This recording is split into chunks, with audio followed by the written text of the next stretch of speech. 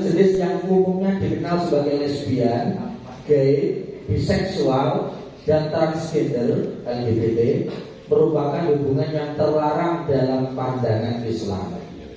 Namun demikian, hukum positif di Indonesia belum sepenuhnya membahas hal ini secara komprehensif. Regulasi tentang ini masih berupa tidak diakuinya pernikahan sejenis dalam Undang-Undang Nomor 1 Tahun 1974 tentang perkawinan. Pasal 1 undang-undang tersebut menyatakan perkawinan adalah ikatan lahir batin antara seorang pria dan seorang wanita sebagai suami istri dengan tujuan membentuk keluarga atau rumah tangga yang bahagia dan kekal berdasarkan ketuhanan yang Maha Esa. Dalam KUHP yang selama ini dianggap sebagai pidana hanyalah apabila hubungan sejenis tersebut berupa pencabulan terhadap anak di bawah umur. Pasal 292 KUHP yang berbunyi orang yang cukup umur yang melakukan perbuatan cabul dengan orang lain selama kelamin yang diketahui atau sepatutnya harus diduga bahwa belum cukup umur diancam dengan pidana penjara paling lama 5 tahun. Jadi ini hanya ancaman untuk hubungan sejenis yang masih di bawah umur. Yang di atas umur belum masuk dalam pasal ini. Adapun hubungan sejenis di luar perkawinan yang dilakukan oleh sesama orang dewasa hingga saat ini belum diatur secara eksplisit dalam hukum positif. Sahabat Bapak eksplisit ya, secara jelas, secara terang, sore. Di sisi lain pihak penggiat LGBT menjustifikasi tindakan mereka dengan berlindung di balik pasal perlindungan hak asasi manusia. Misalnya dalam pasal 28C Undang-Undang Dasar 1945 dinyatakan setiap orang wajib menghormati hak asasi manusia orang lain dalam tertib kehidupan bermasyarakat, berbangsa, dan bernegara. Dengan demikian mereka seolah menemukan dasar hukum untuk membentuk komunitas-komunitas LGBT dan secara aktif menuntut kesetaraan hak hingga dapat seperti banyak negara barat yang melegalkan pernikahan sejenis. Wacana tentang hak LGBT ini kembali menyeruak baru-baru ini ketika pasangan LGBT diwawancarai dalam podcast seorang artis yang memiliki jutaan follower. Wacana tentang pemidanaan terhadap hubungan sejenis sebenarnya sempat bergulir dan dibahas dalam rancangan Undang-Undang Hukum Pidana (RKUHP). Namun demikian, perdebatan awam dengan pihak-pihak yang mendukung gerakan LGBT membuat pembahasan tersebut menjadi tidak jelas nasibnya. Dan RKUHP pun hingga saat ini tidak kunjung disahkan menjadi undang-undang. Pertanyaannya, apakah LGBT merupakan hak asasi manusia yang harus dijamin keberadaannya menurut sudut pandang fikih? Paling jelas jawabannya itu pertanyaannya itu tidak ya. B, tapi nanti maksudnya gimana itu saya yang menjelaskan. Apa yang harus dilakukan oleh negara untuk menyikapi propaganda gerakan LGBT dan hubungan sejenis dua orang dewasa yang dilakukan atas dasar suka sama suka? Dan dari diskusi dan pertanyaan mungkin ada yang mau tanya, silakan. Ini memang kalau sudah bicara KUHP dan sebagainya itu ya kadang-kadang kita juga tidak paham dengan bahasanya, tapi sama substansinya dengan tidak paham. Jangan. Ini mungkin perlu kita gariskan ya. Maksudnya begini, kita harus perlu membedakan antara paham LGBT dan tindakan sodom. Maksudnya kan seperti ini.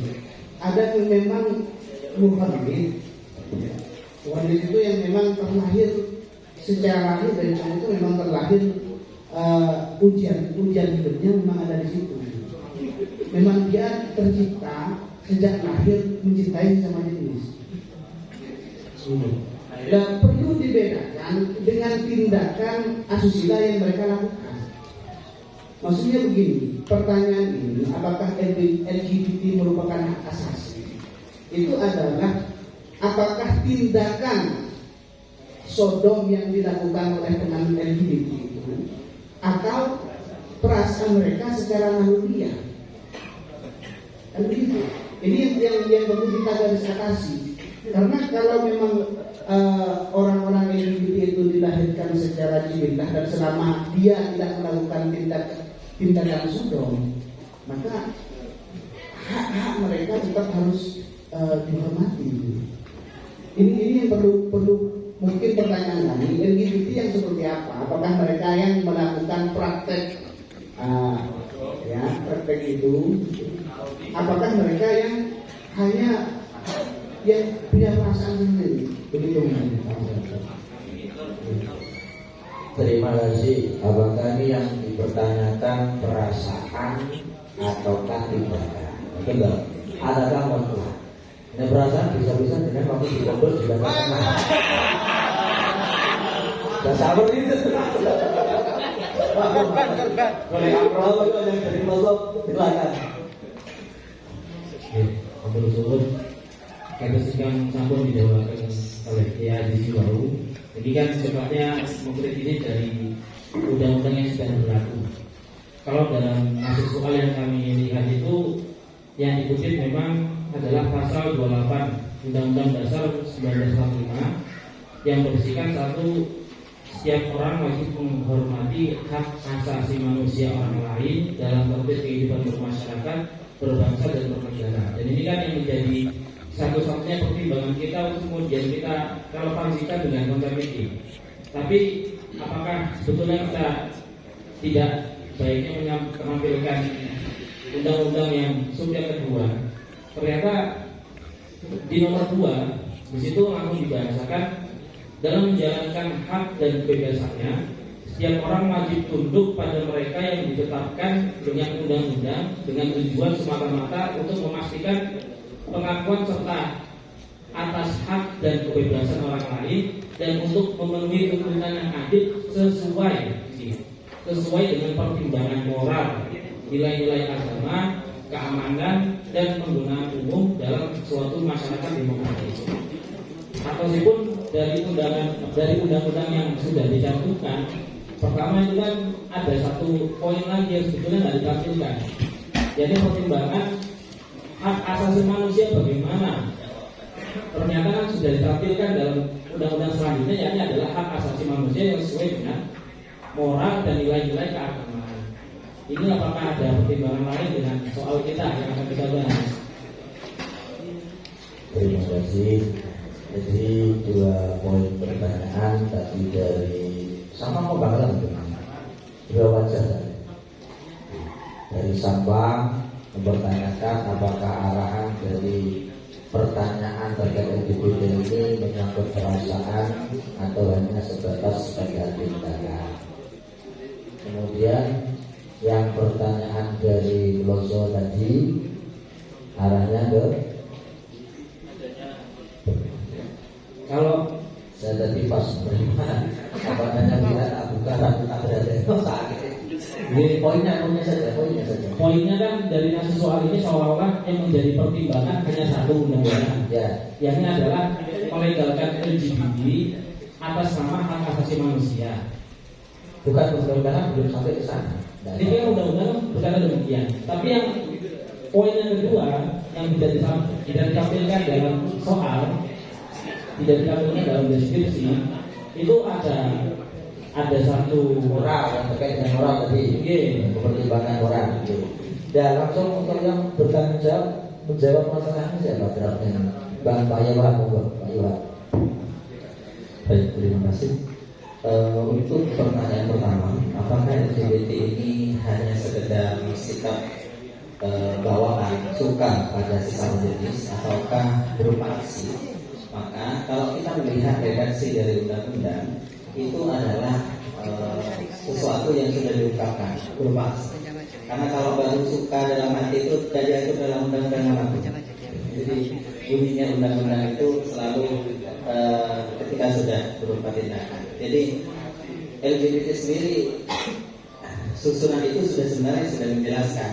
L itu bagi perempuan berhubungan sama perempuan, laki-laki sama laki-laki, berhubungan secara fisik, berinteraksi. Biseksual itu bisa laki, bisa perempuan. T itu transgender. Dan ini artinya laki operasi jadi perempuan atau sebaliknya. Tetapi memang kenapa soalnya dibuat mengambang seperti ini?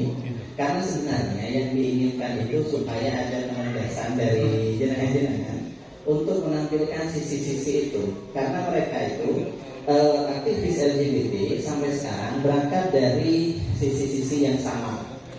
Jadi mereka itu berhujah untuk melegalkan perbuatan mereka, perbuatan sodomi, lesbian dan seterusnya itu dengan sisi-sisi apa? Itu sudah naluri, sudah bawaan dari lahir dan seterusnya. Nah, jadi misalkan nanti dibutuhkan untuk memilah, maka monggo jangan tafsir. Jadi yang merupakan hak asasi misalkan di wilayah ini, kalau sudah berupa begini maka bukan hak asasi lagi, sehingga harus dibatasi oleh undang-undang. Dan betul yang barusan disebutkan bahwa kenapa di sini tidak disebutkan dalam deskripsi? Karena memang mereka, saya menukil apa kata mereka, perkataan mereka hanya menukil separuh-separuh. Betul. Di undang-undang sendiri sudah disebutkan secara jelas bahwa pertimbangan moral agama itu diperhitungkan. Dan juga hak asasi manusia secara jelas disebutkan hak asasi manusia dapat dibatasi oleh undang-undang. Jadi secara undang-undang memungkinkan untuk pemerintah membuat aturan yang membatasi hak asasi manusia apabila itu dianggap sebagai hak asasi. Karena kalau di luar itu jelas dianggap sebagai hak asasi. Jadi hubungan suka sama suka itu dianggap hak asasi. Zina itu hak asasi bagi kalangan orang tua. Nah ini yang monggo perlu dikaji, kemudian hasilnya kita rekomendasikan. Begitu. Jadi mungkin perdebatannya tidak perlu alot, tetapi berupa masukan-masukan yang enak bagaimana begitu. Terima kasih. Itu penjelasan dari penanggung jawab dari draft ini, Bapak Dr. Abdul Wahab. Saya kira sudah cukup jelas. Tadi juga sudah dibacakan isi undang-undang yang oleh Delegasi Pelosok bahwa hak asasi manusia dibatasi moral, aturan agama, dan sebagainya. Jadi tidak mutlak kalau orang punya keinginan ini berarti harus dihormati hak asasi manusia. Tidak. Kita mempertimbangkan nilai moral, nilai agama, dan sebagainya. Saya kira cukup untuk pembahasan masalah diskusi.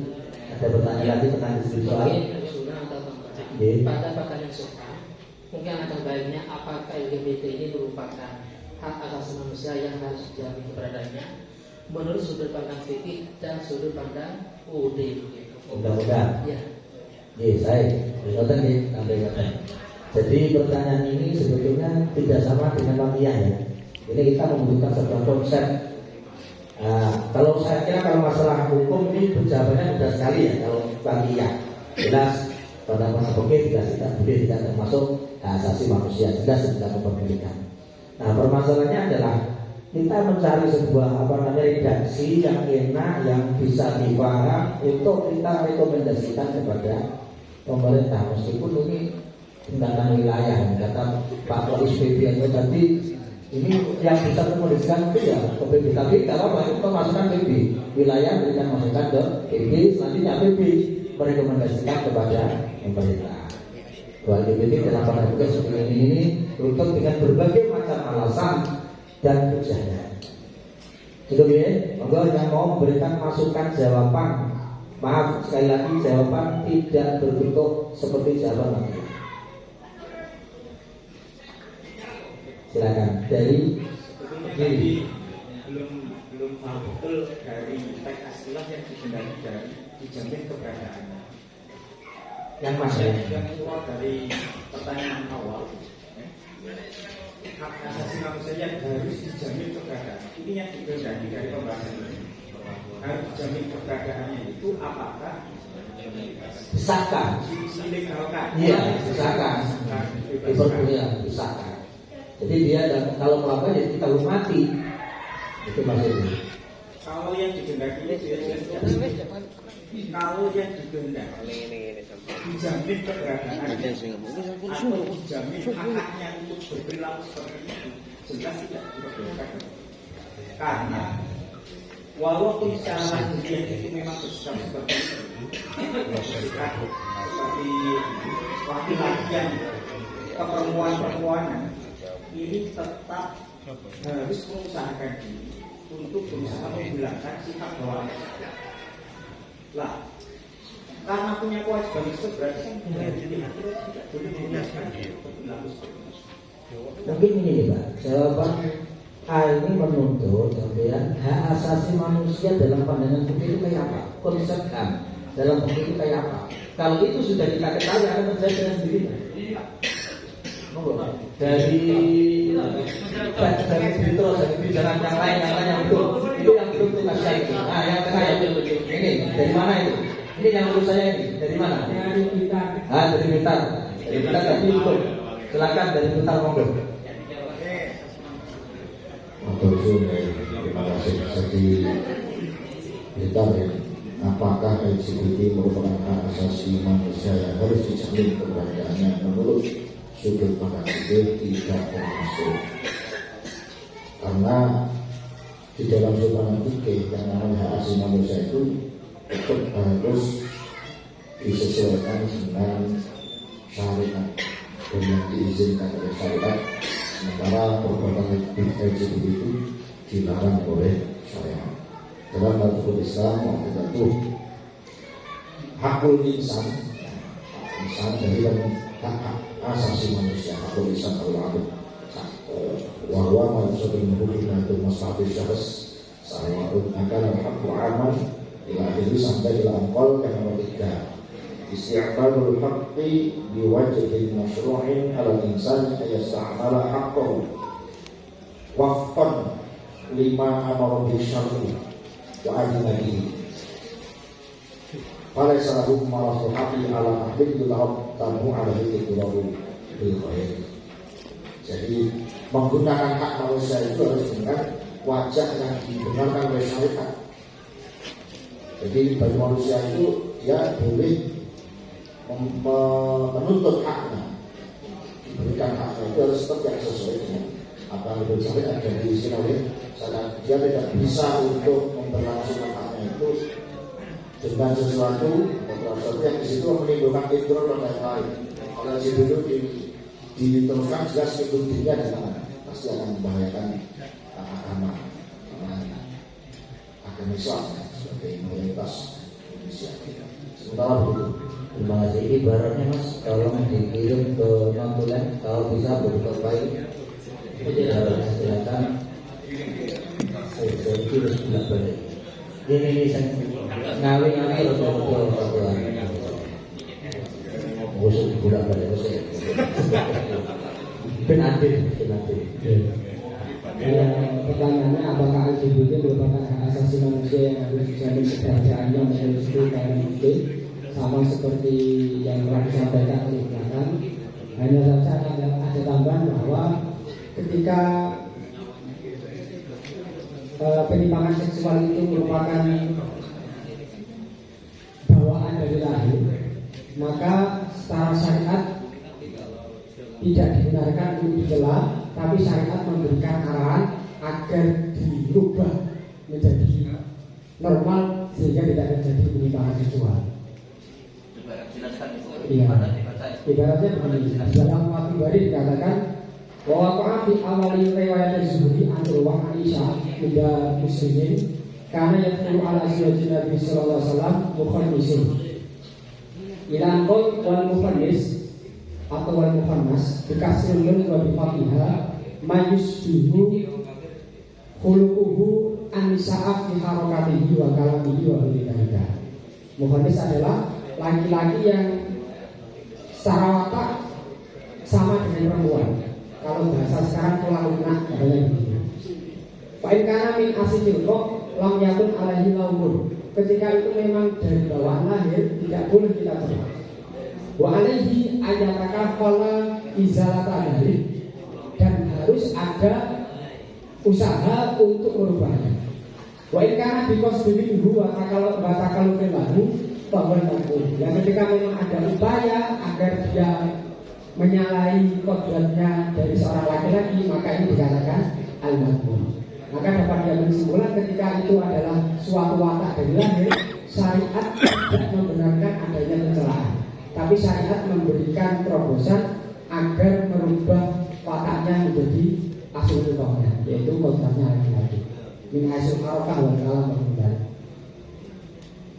Berarti intinya kan syariat tetap tidak memperbolehkan. Tapi di sisi lain untuk mengakomodir yang wataknya seperti keperempuanan tadi. Yang hasil nikah. Cuma itu masalah karakter. Tapi kalau tindakan perbuatan ya tidak bisa masuk situ ya.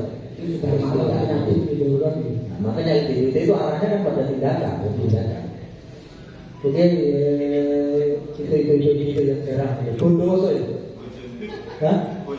Oh, Bojonegoro. Dari tadi belum bicara, tapi bisa pernah bicara. Itu juga salah satu teman saya. Monggo. Ya, terima kasih. Jadi di sini tidak hanya memandang bahwa saksi ini adalah sosok yang syariat. Bahkan kita memandang bahwa ada undang-undang perkawinan 74 yang mana itu adalah sebuah undang-undang kemaslahatan secara anak.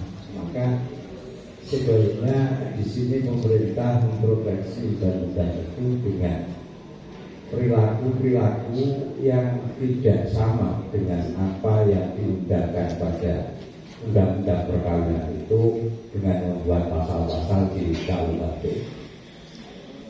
Jadi ini bagian dari ayatul masolihil amal.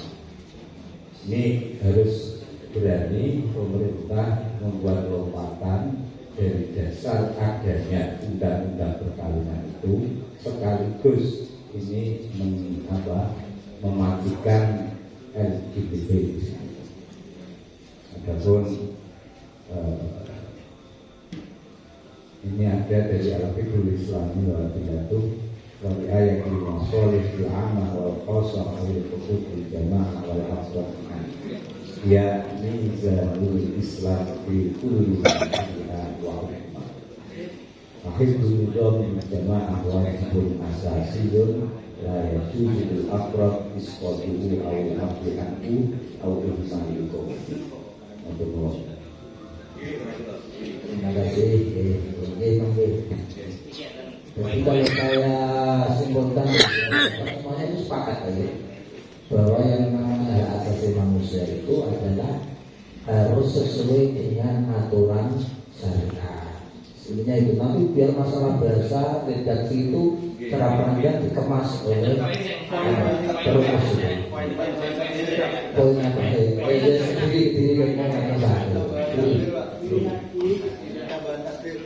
Sendiri tambahan ibarat nanti bisa langsung silakan yang boleh. Jadi di ibarat dengan yang duanya itu kalau buku Islam yang paling lengkap. Nah, baca yang paling lengkap itu buku Islam dalam masalah ini. Asasi manusia. Kita kan harus mentasawurkan dulu. Di sini saya ini mempunyai definisi hak asasi manusia yang di situ bisa dilegalisir oleh negara dan tidak. Di sini macam-macam hak asasi manusia yang tidak dapat dicabut oleh seorang dari setiap individu. Yang pertama adalah setiap orang memiliki kebebasan untuk berpendapat, bebas untuk memeluk agama apapun, dibebaskan untuk beribadah menurut keyakinan. Yang kedua adalah seorang itu bebas untuk menjual serta membeli suatu barang atau jasa, serta bebas untuk mengadakan ini juga tidak ada. Yang ketiga, semuanya atau setiap orang itu berhak untuk mendapatkan perlakuan atau pengayoman. Yang keempat, sama atau berhak sama untuk ikut serta dalam pemerintahan pemilihan umum. Yang kelima, dibebaskannya setiap orang untuk memilih pendidikan. Dan yang keenam ini adalah setiap orang memiliki hak asasi manusia berhak mendapatkan perlakuan adil. Ini yang disepakati tidak bisa dicabut. Sedangkan LGBT itu Pak, sebelum kita merubah secara syariat, cara undang-undang itu sebenarnya sudah melanggar. Karena negara kita ini kan menganut yang namanya Pancasila. Dan Pancasila di situ ada pasal ketuhanan yang Maha Esa. Dan kita yakin bahwa setiap agama apapun menganggap bahwasanya LGBT itu penyimpangan. Saya kira ini sudah cukup untuk menjadi dalil bahwasanya ini bukan termasuk hak asasi manusia. Kemudian secara syariat begini, bahwa sebenarnya yang salah itu adalah kita memuroti bahwasanya hak asasi itu seakan-akan orang itu berhak mempunyai hak untuk diekspresikan. Padahal hak asasi sebenarnya terbatas, seperti yang saya jelaskan tadi. Cuma begini, sebenarnya yang menjadi pelanggaran HAM itu justru di dalam tindakan. Ketika ada orang yang melakukan penyimpangan, dia itu sebenarnya tidak melukai orang lain, akan tapi dia hanya meresahkan dengan kelainannya. Nah, orang semacam ini kan seharusnya cukup direhabilitasi. Tapi dari kita kadang itu malah mempersekusi. Lain yang saya kira itu justru dianggap mereka itu melanggar HAM, sehingga mereka itu terkesan dikucilkan. Dan dalam taraf ini saya setuju kalau memang LGBT itu mereka harus dilindungi dalam sisi manusianya, bukan dalam tindakannya.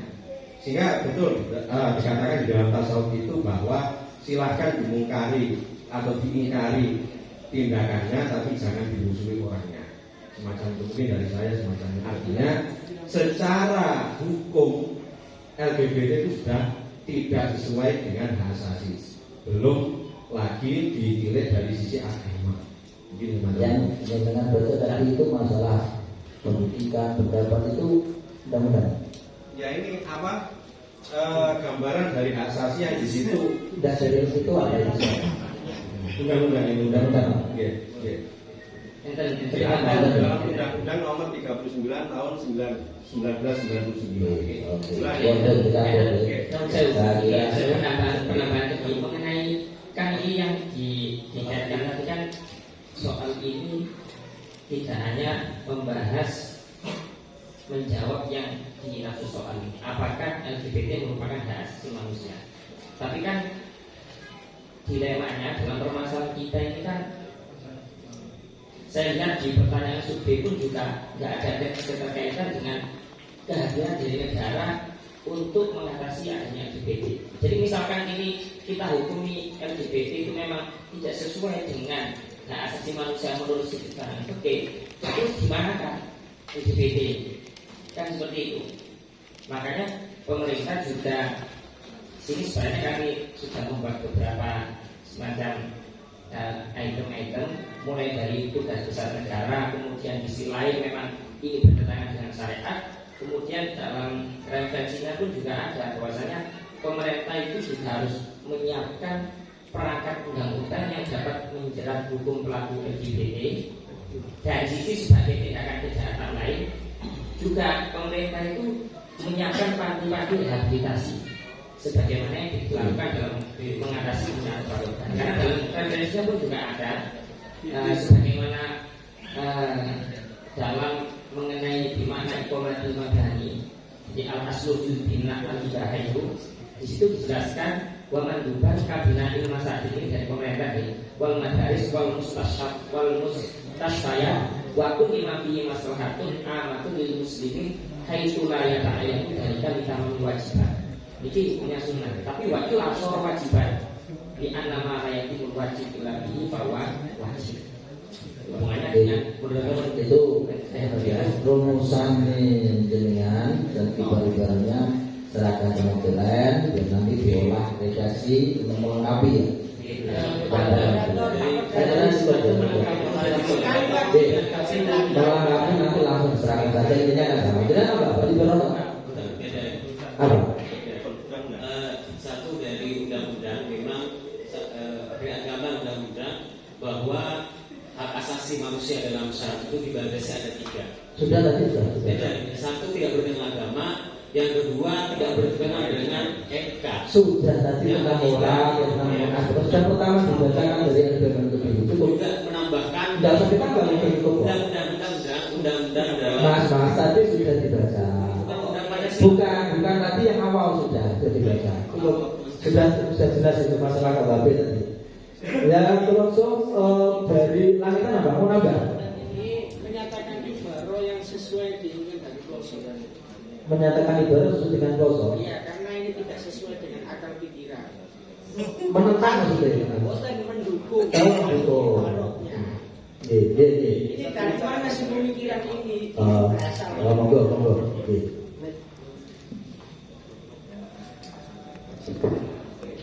Bismillahirrahmanirrahim. Ini dari klausul sangat menarik. Hanya saja mungkin yang kita kaji dari mana asal pemikiran-pemikiran LGBT ini sehingga mereka berani memunculkan diri di muka bumi Indonesia ini. Nah, yang asal ini kan sudah kita sepakati bahwasanya secara moral ini sudah menentang, apalagi agama samawi. Nah, ini dikomentari oleh beliau Abu bin Abdul Musin At-Turki di kitabnya Ulumul Insan fil Islam di Turki. Wahina yara al-Mustafa wa sultan al-qaimah alaih innal insana min haqihi ayyuman sa'amala wa tamatta'u bi hurriyatin mu'ayyanatin wa yusuhu dalika qawmuna. Dia itu ada seorang sekelompok yang mana menganggap semua hak asasi manusia adalah secara universal sakar dewe. Nah, sehingga ini dijadikan sebuah peraturan wa yasiru haqqan dan hal ini menjadi hak setiap individu. Falhaqu alladhi yarau insani nafsi bahwa asas itu. Maka ini sebagai dasar negara pada perkumpulan negara-negara tersebut. Hadal fikru bahwa alladhi ada fi ahyan kathiro fi dawlati Yurubiyah al-mutamayyizah bimakai silasi al-mata. Pemikiran ini muncul dari negara-negara Eropa. Habis itu biar nanti jelaskan banyak sekali teman-teman kita yang mungkin membela nopo tentang LGBT ini itu mungkin berdasarkan asas deklarasi universal human rights mungkin dan saya juga punya teman juga mengatakan seperti itu. Nah, itu pun kamu dan stilus. Nah, ila ibahati anwa'nya tasarrufat sehingga dia memperbolehkan apapun yang di situ menurut mereka itu sebuah kemaslahatan. Tak bau al-fitratu al-insannya sehingga akal yang waras saja juga nggak terima gitu loh. Wal adyanu as-samawi yakuliah agama samawi juga menolak. Bahwa itu asudu al-Indonesia benal bagi kama fi injilra itu nopo gak bener Niku istilahnya betul pidato. Boten. Mau bika azwat karena afrodil jinsi awal. Coba. Ini nanti bisa jadi ini kan suatu pemain dari Turki al-Mutabarro. Itu kan dari beberapa mensadur pendapatnya orang Turki disampaikan yang penting kalau Pak Wahab pidato dikatakan bahasa Arab itu aja. Boten. Artinya ini kan jadi kantor. Terima kasih atas sambutan dan pengalaman. Sama-sama mudah-mudahan dapat pahala ya. Saya cukup untuk meringkas waktu. Jadi nanti rumusannya kerangkanya adalah begini. Kita mengupas dulu tentang LGBT itu apa. Kemudian kita mengupas tentang HAM menurut fikih. Baru nanti muncul sebuah natijah. Ada mengkotikan subro, mengkotikan kubro, baru muncul natijah. Gitu toh. Nah itu nanti yang penting rumusannya dengan usulannya juga kita mau semua oleh perumus.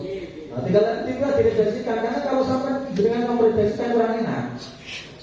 Bukan dari bahasa soalnya, tapi ya kalau meredaksikan Pak Dokter Waya itu enak dokter. Jadi masih enak. Makanya itu nanti kita serahkan. Yang penting semua ibarat yang dengan bacakan nanti terakomodir dalam rumusan tersebut dalam redaksi rumusan itu gitu. Dan yang kena ibarat-ibarat silakan diserahkan. Dan rumusan-rumusan bahasa, redaksi bahasa yang sudah seperti LKM Kabupaten Kediri maupun setekan ke perumus.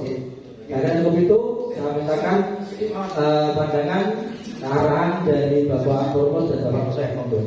Tadi dari kabupaten menyatakan Sampun, ini saya penontonnya. Saat kepemimpinan lah. Monggo.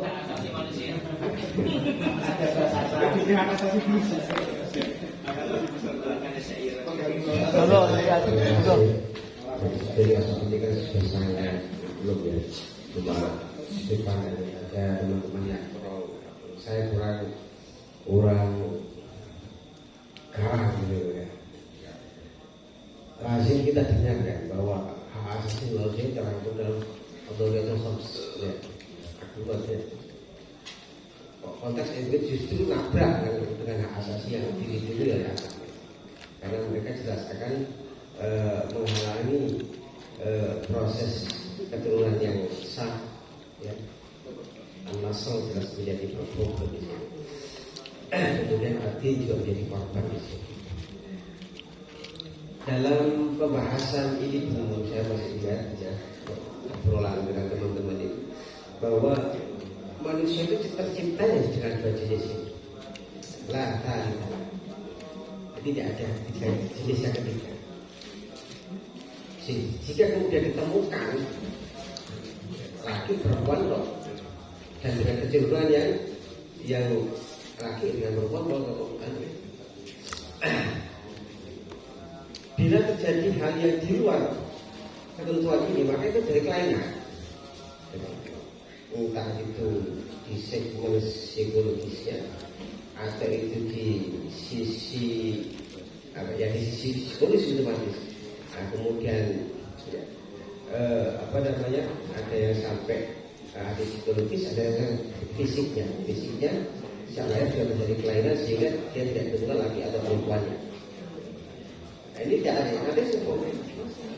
Ada orang saksun salah atau jinsun salah sih kok jemuk loh, warisannya loh, wah itu loh saling ada aja itu loh kok orang itu di luar konteks ini, maka itu ada kelainan.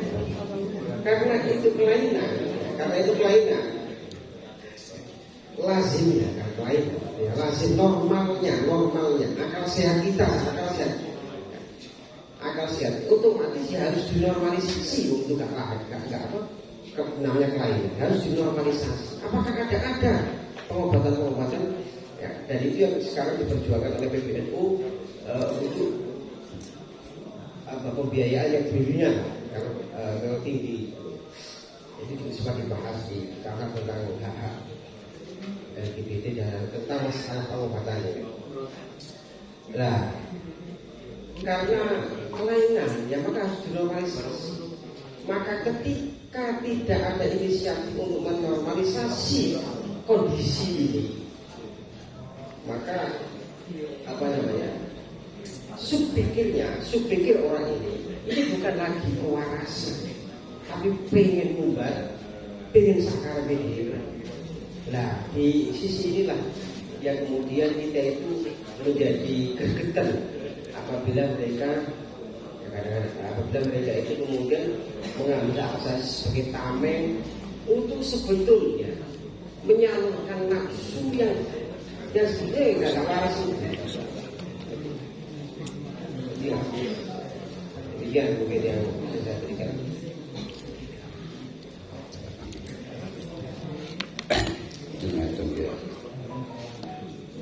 Kalau kita berbicara pertanyaannya secara fikih, ya fi dhairun wa ala furujihim yuhafiduna illa ala azwajihim aw ma malakat aymanuhum fa innahum ghairu malumin wa man ibtagha wara dzalika fa ulaika humul adun.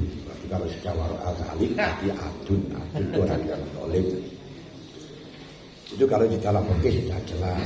Kemudian kalau di dalam undang-undang perlu kita ketahui bahwa negara Indonesia itu bukan negara demokrasi murni, yakni bukan negara nasionalis yang murni, tapi nasionalis yang religius. Itu masih dibatasi nasionalis yang religius, karenanya di dalam Pancasila sila pertama ketuhanan yang Maha Esa, yang tentunya semuanya wajib beragama. Karenanya juga karena wajib beragama, pemerintah wajib untuk menjaga agama. Dalam menjaga agama berarti harus melarang hal-hal yang bertentangan dengan agama. Hanya saja di Indonesia untuk larangan agama, yaitu agama yang disepakati oleh agama-agama di Indonesia.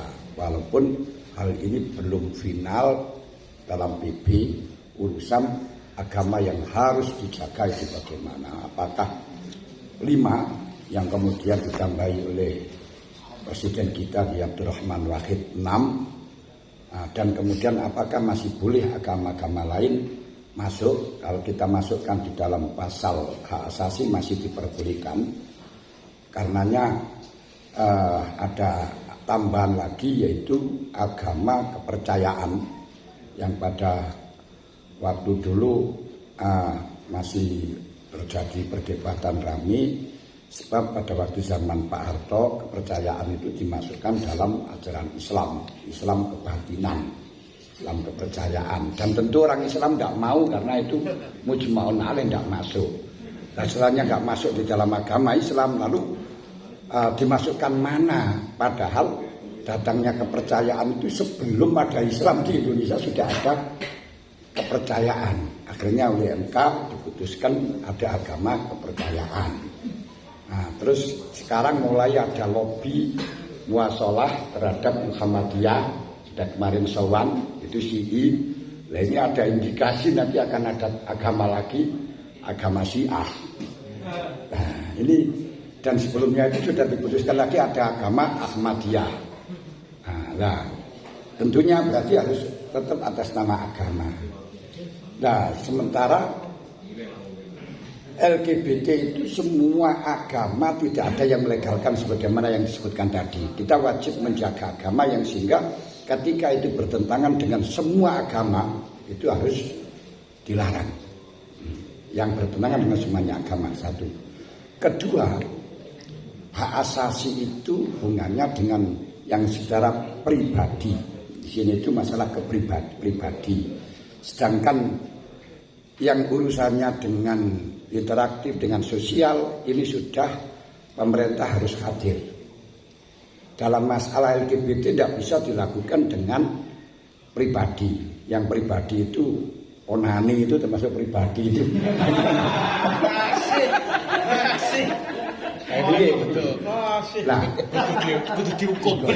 Nah, cuman dalam masalah pribadi kita perlu tahu hak asasi sebagaimana yang dituangkan di dalam pasal 29 itu harus dibatasi. Kalau dirumuskan oleh Kang Kaji Mairama itu dilarang melarang kesenangan orang asal tidak mengganggu lain orang. Lain orang ini tidak harus orang lain, yaitu hak asasi yang tidak merugikan kepada orang lain dan tidak merugikan kepada dirinya. Jadi walaupun hak asasi kalau merugikan kepada dirinya ini tetap tidak diperkenankan. Nah, dalam hal ini bunuh diri itu tidak boleh walaupun tadi situ hak asasi. Karena apa? Merugikan kepada dirinya. Membuang hartanya itu juga nggak boleh walaupun tadi itu hak asasi. Tapi kenapa? Karena merugikan kepada dirinya. Di dalam hal ini tidak hanya merugikan kepada dirinya tapi merugikan kepada orang lain. Walaupun toh orang lain setuju kalau itu merugikan tidak boleh. Seperti judi itu ya sama-sama ridho, sama-sama rela. Tapi hal ini selalu sangat merugikan. Makanya negara harus hadir. Makanya seperti pernikahan. Nah, pernikahan kok di situ dilakukan dengan siri. Itu pemerintah nggak akan pernah untuk ikut campur konsekuensinya, tetap itu nanti melanggar. Sehingga kalau punya anak kok nuntut masalah warisan, pemerintah nggak akan pernah bisa mengakomodir yang semacam itu. Tetap dinamakan anak ilegal. Kenapa? Yang di dalam pemerintah harus sesuai dengan prosedur administrasi. Jangan mengatakan secara Islam boleh. Kalau secara Islam ya kamu tuntut saja urusan Islam, jangan nuntut pada pemerintah kan gitu ya. Oh ini anak saya sah secara Islam, ya tuntut Islam. Biar minta warisan pada agama Islam, jangan nuntut pada pemerintah. Nah pemerintah tetap urusan interaktif, urusan sosial ini diatur oleh pemerintah. Kalau tidak menetapkan undang-undang semacam ini, ya tidak akan pernah mendapat pengakuan. Makanya di dalam pengakuan ini pun untuk dapat pengakuan ini harus dipertimbangkan dengan moral, dipertimbangkan dengan agama sebagaimana pasal 29 ayat 2 yang mengatakan itu yang sudah dibaca oleh pelosok tadi, dalam menjalankan hak dan kebebasannya setiap orang wajib tunduk kepada pembatasan yang ditetapkan dengan undang-undang dengan maksud semata-mata untuk menjamin pengakuan serta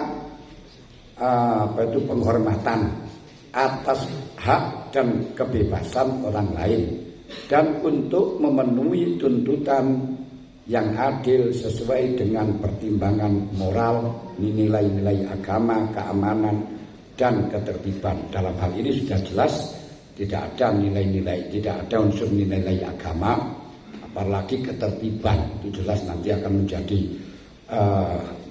terjadi mukhasamah dan sebagainya. Ya, gara-gara ini banyak orang yang dibunuh gara-gara ya LGBT. Contohnya di Jombang seperti Mas Rian yang sampai membunuh orang banyak ya gara-gara urusan LGBT. Ini ternyata akan merugikan pada orang lain. Makanya patut hal ini mestinya sampan kaji RUU yang ada di dalam LGBT itu dimutolaah dan nanti kita merekomendasikan sebelum diputuskan. Kalau kita merekomendasikan sebelum tahu RUU-nya, jangan-jangan yang kita rekomendasikan sudah ada dalam RUU ini. Kedaluarsa, mestinya kan ngoten. Jadi kan ini sudah hampir berbicara di dalam masalah konuninya, namun mestinya nih undang-undang yang ada sekarang ini, kalau tadi dikatakan RUU tentang LGBT itu yang perlu direvisi kemudian direkomendasikan. Nah, kalau seperti ini, ya hanya kita nggak sepakat dengan adanya LGBT. Nah, makanya itu. Nah, kalau RUU-nya hukuman ya itu kita mutlak dan kita dukung. Nah, ini lah nih, itu RUU-nya.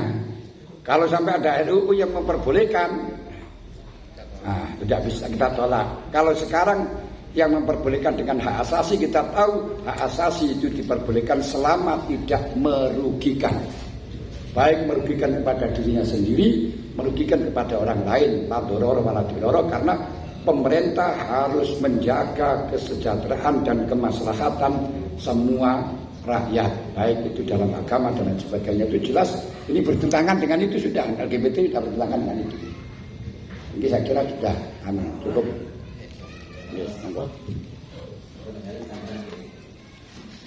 Poin kalau dalam latar belakang tadi kita lihat RKUHP itu yang difokus pada sisi hukuman pidana bagi pelaku LGBT, kelihatannya seperti itu. Jadi ketika itu mestinya pembahasan kita fokus kepada kesana, tetapi itu yang kita bahas di sini benar kita benturkan antara hak asasi manusia dengan agama. Dan itu kan pemerintah kalau bisa kemudian kita sudah selesai bahasan ini dan referensi bahkan undang-undangnya sudah ada. Undang-undangnya sudah terbit. Nah, baik itu di undang-undang hak asasi manusia ataupun di Parlimennya itu sudah ada. Sehingga selesai dalam masalah membenturkan hak asasi manusia dengan agama. Berarti kedaluarsa. Mungkin sebenarnya dalam soal ini kalau kita lebih fokus dalam kaitan RKUHP-nya, maka kita fokusnya dalam kaitan sanksi yang merupakan bentuk pidana pada pelaku LGBT. Mungkin nanti bisa kita tambahkan setelah sub B-nya itu. sub-B-nya itu ya. Setelah sub-B-nya itu mungkin kita tambahkan Ustaz Sakit. Oke, Sakit. Lawan silakan. Mohon maaf, saya minta waktu sebentar. Tentang RKUHP ada perbedaan alot dan itu berubah-ubah. Kalau dulu awalnya kira-kira tahun 2015 saya ikut seminarnya dari pemateri Kementerian Hukum dan HAM pusat, maka dikatakan di situ tidak disinggung sama sekali tentang LGBT. Di RUU KUHP ini tidak disinggung sama sekali. Kenapa? Kok tidak disinggung? Pertimbangannya karena kami tidak mau mereka itu diakui secara hukum, katanya. Karena kalau disebut itu artinya mereka ada. Kalau enggak, mereka ya tetap enggak ada. Mereka akan dianggap penyimpangan di masyarakat. Begitu. Tapi kemudian berubah lagi menjadi disebut. Jadi hubungan sejenis itu disebut dalam RUU KUHP. Maunya dipidanakan. Terus kemudian ada demo besar-besaran yang di Jakarta tahun berapa itu, yang banyak posternya di internet, yang kok selangkangan kok dibahas begitu dan seterusnya. Akhirnya perkembangan terakhir yang saya dengar hanya sekedar dibahas tentang kembali lagi ke pencabulan. Jadi kalau ada hubungan antara orang dewasa tetapi melibatkan kekerasan, tidak suka sama suka. Ini kalau suka sama suka tetap tidak diancam. Ini yang terakhir. Sehingga soal ini dibuat sebagai supaya mendapat pemerintah itu setidaknya dapat tekanan dari kita supaya nilai-nilai keislaman itu makin jelas gitu kan. Jadi jangan pasal-pasal yang tidak jelas sebagai itu ya sebut saja itu melanggar hukum gitu. Rekomendasinya nanti penguatan RUU KUHP supaya memperjelas status yang suka sama suka ini di pertanyaan itu. Berarti nanti poin itu kita tambahkan yang berkaitan dengan bentuk penetapan hukum pidana bagi pelaku LGBT. Kemudian kalau kita setujui memang layak untuk kita dorong ke sana, tentu harus ada kriteria kira-kira apa yang layak untuk pelaku-pelaku LGBT itu untuk kita terapkan pidananya, sehingga mungkin dari situ nanti RKUHP versi dalam pembahasan kita ini akan lebih lengkap dengan pertimbangan hak asasi manusia dan agama tadi. Saya kembalikan. Terima kasih. Jadi untuk pertanyaan A ini tadi sudah mengerucut, rumusannya kita serahkan kepada tim perumus untuk menyusun sebuah redaksi yang lengkap, yang redaksi tersebut bisa dipahami oleh masyarakat umum dan juga layak untuk kita rekomendasikan kepada pemerintah. Kemudian pertanyaan B, ini tadi secara Inggris juga sudah terbahas mestinya. Tindakan apa yang harus dilakukan oleh negara menyikapi propaganda gerakan LGBT dan hubungan sejenis dua orang dewasa dilakukan atas dasar suka sama suka. Tapi yang disampaikan oleh Pak Wahab tadi sudah jelas bahwa keinginan kita itu ada tindakan atau sanksi tegas dalam undang-undang, dalam KUHP ya, dalam KUHP tentang pelaku LGBT harus eksplisit, tidak eksplisit, jelas. Tuntutannya seperti itu. Nah ini mungkin sebuah jawaban yang disampaikan tadi dan jawaban dari pertanyaan B. Gimana menurut Anda? Setuju tidak? Jadi pemerintah harus memberikan tindakan sanksi yang tegas yang termaktub dalam KUHP bagi pelaku LGBT. Oke, Bapak usahakan untuk memberikan bagaimana. Nah itu nanti disebutkan yang kita dengan undang-undang di hukum di Indonesia, Mas. Dan kalau hukum Islam atau usul Islam tidak mungkin.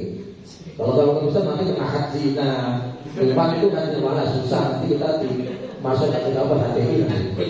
Ya kita menyesuaikan apa? Karena kan dalam adat yang lain, misalkan dalam adat Hanafi itu kan seperti liwat itu kan tidak termasuk zina dan itu tidak terkena hak, hanya takzir. Jadi dalam referensinya itu wa yara Abu Hanifah anna liwato laisa zina.